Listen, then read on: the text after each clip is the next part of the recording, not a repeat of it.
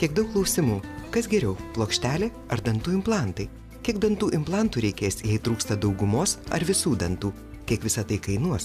Ar tai bus ilgas ir skausmingas gydymas? Tokie ir panašūs klausimai iškyla tiems pacientams, kurie gyvenimo eigoje prarado daugumą ar net visus dantis. Taigi šiandien su MIR klinikos burnos chirurgu Sueliu Bešara kalbėsime apie racionalius sprendimus tiems pacientams, kuriems reikalingi radikalūs pokyčiai. Pacientai netekę visų dantų viršutinėme arba apatinėme žandikaulyje itin dažnai apie dantų implantavimo procedūrą net nesvarsto. Jie labai bijo sudėtingos, ilgos bei itin brangiai kainuojančios procedūros. Tačiau iš patirties galiu pasakyti, kad po konsultacijos dauguma iš jų nustemba. Sakote nustemba, kodėl? Turbūt todėl, kad šiandien dantų atstatymas dantų implantais gali būti prieinamas net ir tiems pacientams, kurie dėl ribotų finansinių galimybių iki šiol net nesvarstė apie implantus, o tik tais galvojo apie plokštelę. O kas pasikeitė gydytojau per šios metus? Dantų implantus gaminanti įmonė Megagen, su kuria mes dirbam jau 8 metus, pasiūlė inovatyvų gydymo metodą – 12 dantų ant 4 implantų. Taikydami šį gydymo metodą praktikoje, visus viename žandikaulyje prarastus dantis mes galime atkurti įsiregdami vos 4 implantus. Ant 4 implantų būtų patvirtinamas protezas su 12 nepriekaištingai atrodančių dantukų. Būtų įdomu sužinoti apie platesnę šios procedūros eigą. Visų pirma, pacientas turėtų atvykti į konsultaciją. MIR klinikoje konsultacija yra nemokama.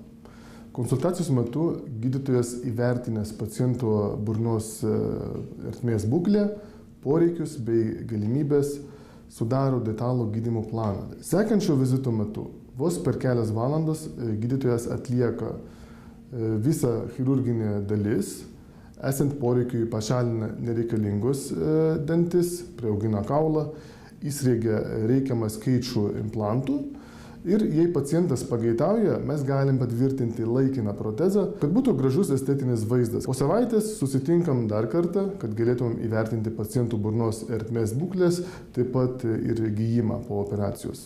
Po 3 mėnesių prigijus dantų implantams pagaminam nuolatinį dantukus ir juos tvirtiname prie implantų. Ar procedūra pati yra skausminga? Visais atvejais atlikdami dantų implantavimo procedūrą taikome nuskausminimą vietinį. Tais atvejais, kai procedūra trunka šiek tiek ilgiau, galima taikyti ir intraveninę sedaciją. Tai yra medikamentų sukeltas sąmonės slopinimas, kuris padeda pacientui atsipalaiduoti bei patogiai jaustis visą gydymo laiką. Gydymo metodas 12 dantų ant 4 implantų. Kokio amžiaus žmonėms pacientams jisai gali būti taikomas? Šis gydymo metodas taikomas įvairaus amžiaus pacientams. Kaip tik neseniai turėjom pacientę 80 metų moterį. Prieš procedūrą ši pacientė sakė, su plokštelė jaučiuosi ir atrodo kaip bobutė, nors esu dar pakankamai jauna ir energinga. Ar šis gydymo metodas tinka žmonėms, jeigu neturi nei vieno danties arba daug jų yra netekę? Gydymo metodas 12 dantų ant 4 implantų tuo ir ypatingas, kad gali būti taikomas daugumai pacientų. Tačiau kaip ir kiekvienas gydymas, taip ir šis turi išimčių. Ar šis metodas tinkamas jums, mes galime atsakyti tik po konsultacijos. O kuo šis metodas yra pranašesnis už plokšteles? Panašiai kaip lygintumėm 20 metų senumo automobilį su šių dienų. Abu atlieka tą pačią funkciją, bet komfortas nelyginamas. Pagrindinis privalumas tas, kad pacientas turintis dantų implantus atrodo ir jaučiasi lyg su savais dantimis. Jų nereikia išimti, norint išsivalyti, nereikia nuolat mąstyti, kokią maistą gali sukramtyti, ar svarbiausia, jei nenukris, ar neiškris tie dantis. Nedrąsus, bet turbūt aktualiausias visiems klausimas – kaina. Prarastų dantų atstatymas implantais yra šiek tiek brangesnis nei renkantis paprastą plokštelę. Tačiau ne toks brangus, kaip mano dauguma.